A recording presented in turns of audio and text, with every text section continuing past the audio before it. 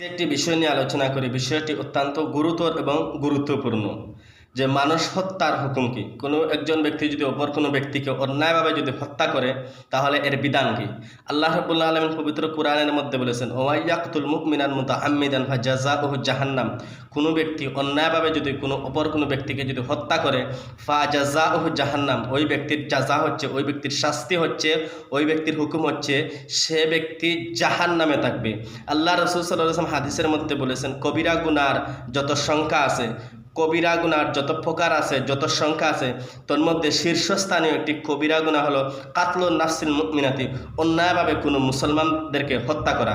আল্লাহ রসুল বলেছেন, আল্লাহ বলেছেন, কোনো মুসলমানকে, কোনো মানুষকে, যে কোনো মানুষকে আপামর্জনা থেকে অন্যায়ভাবে যদি হত্যা করা হয়, তাহলে সেটা কবিরা গুনাহ। আজকে আমরা দেখতে পাচ্ছি মুসলমানদের জানমাল ইজ্জত আবরুর কোনো নিরাপত্তা নাই, তাদেরকে অকাতরে হত্যা করা হয়েছে। মানুষের জীবনের কোনো মূল্য নাই। আজকে বাংলাদেশের একটি কুত্তা যদি ইন্তেকাল করে, একটি কুত্তা যদি মরে, তাহলে এর হিসাব হয়। বাংলাদেশে একটি কুত্তা মরলে এর বিচার হয়, কিন্তু মানুষকে অকাতরে হত্যা করা হচ্ছে, মানুষকে অকাতরে নির্যাতনের স্টিম রুলার চালানো হচ্ছে, কিন্তু মানুষ হত্যার বিচার হয় না। আল্লাহ রাসূল সাল্লাল্লাহু আলাইহি সাল্লাম বলেছেন, কোনো ব্যক্তি যদি অন্যায়ভাবে যদি কোনো মুসলমানকে যদি হত্যা করে, এমনকি সাধারণ কোনো আম জনতাকেও যদি আপামর জনতাকে যদি হত্যা করে, তাহলে একজনকে অন্যায়ভাবে হত্যা করলো না, সে যেন তামাম পৃথিবীর সব মানুষকে যেন হত্যা করলো। আল্লাহ রাসূল সাল্লাল্লাহু আলাইহি ওয়াসাল্লাম ইহুদিদের ব্যাপারে ইনসাফ করেছেন, খ্রিস্টানদের ব্যাপারে ইনসাফ করেছেন, তাদেরকে অকাতরে হত্যা করে দেন নাই। বিধিসম্মতভাবে কোনো জাতি গোষ্ঠীর বিরুদ্ধে বিধিসম্মতভাবে যুদ্ধের ঘোষণা ছাড়া, কোনো পূর্ব অবগতি ছাড়া অন্যায়ভাবে কোনো জাতির উপরে আক্রমণ চালানো হারাম। বিধিসম্মতভাবে কারো বিরুদ্ধে যুদ্ধের ঘোষণা দেওয়া ছাড়া তার উপরে অতর্কিত হামলা চালিয়ে তার জীবনকে প্রাণ নাশ করে দেওয়া, এটা হারাম, এটা কবিরা গুনাহ। আজকে আমরা দেখতে পাচ্ছি মানুষকে কিভাবে হত্যা করা হচ্ছে, মানুষকে কিভাবে নির্দয়ভাবে তাদেরকে মারা হচ্ছে।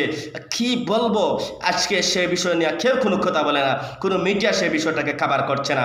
আজকে কি মনে হয় আছে, কি বলবো, বুক ফেটে যাচ্ছে। আপনারা অবশ্যই জানেন, গতকালকে যে ভিডিওটি ভাইরাল হয়েছে, সে লাশের উপরে সে পাথর দিয়ে আবার কয়েকটা খোরাঘাত করছে, লাশের উপরে সে আবার পাথর মারছে। যদি ওই ব্যক্তি যদি জীবিত থাকতো, আগে ওই ব্যক্তিকে হত্যা করে ফেলা হয়েছে, হত্যা করে তাকে এই রাস্তার মধ্যে নিক্ষেপ করা হয়েছে, এরপরে ওই ব্যক্তির উপরে আবার পাথর দ্বারা মারছে। এটা কেমন নৃশংসতা, এটা কেমন রাজনীতি, এটা কেমন বাংলাদেশের মধ্যে কেমন আচরণ, সেটা আমরা বুঝতে পারছি না। এখনো পর্যন্ত বাংলাদেশের সরকারের এ বিষয় টুটটাও পর্যন্ত নড়েনি, এখনো পর্যন্ত শীর্ষস্থানীয় বাংলাদেশের নেতাদের টুটটাও পর্যন্ত নড়েনি।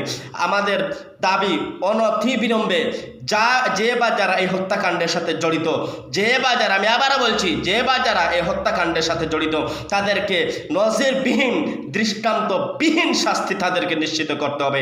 যদি বাংলাদেশের যদি গভর্নমেন্ট যদি এই হত্যাকাণ্ডের যদি বদলা যদি দিতে যদি প্রস্তুত না হয়, যদি বাংলাদেশের সরকার যদি এর বিচার করতে যদি সক্ষম যদি না হয়, তাহলে এই দেশের আপামর জনতা, তাবলিগি মুসলমানেরা, বাহিরা এর বিচার করতে প্রস্তুত আছে। একজন মুসলমানকে হত্যা করলে আল আব্দু বিল আব্দি ওয়াল উনসা বিল উনসা, একজন মানুষকে যদি হত্যা করা হয়, তার বিচার হলো এর বিপরীতে ওই ব্যক্তিকে হত্যা করা। আমাকে যদি একজন ব্যক্তি হত্যা করে, তাহলে ওই ব্যক্তির বিচার হলো ওই ব্যক্তিকে হত্যা করতেই হবে। ওই ব্যক্তির হত্যা, যেই ব্যক্তি ওই ব্যক্তিকে হত্যা করেছিল, আপনারা জানেন, আমি যে ঘটনাকে কেন্দ্র করে বলছি, যেই ব্যক্তিকে হত্যা করা হয়েছে, ওই ব্যক্তির ওয়ারিসরা যদি ওই ব্যক্তিকে যদি ক্ষমা যদি না করে, তাহলে ওই ব্যক্তিকে হত্যা করতে হবে। এই হত্যা যদি বাংলাদেশের সরকার যদি করতে যদি ব্যর্থ হয়, বাংলাদেশের সরকারকে ইনশাল্লাহ সমীচীন জবাব দেওয়া হবে ইনশাল্লাহ।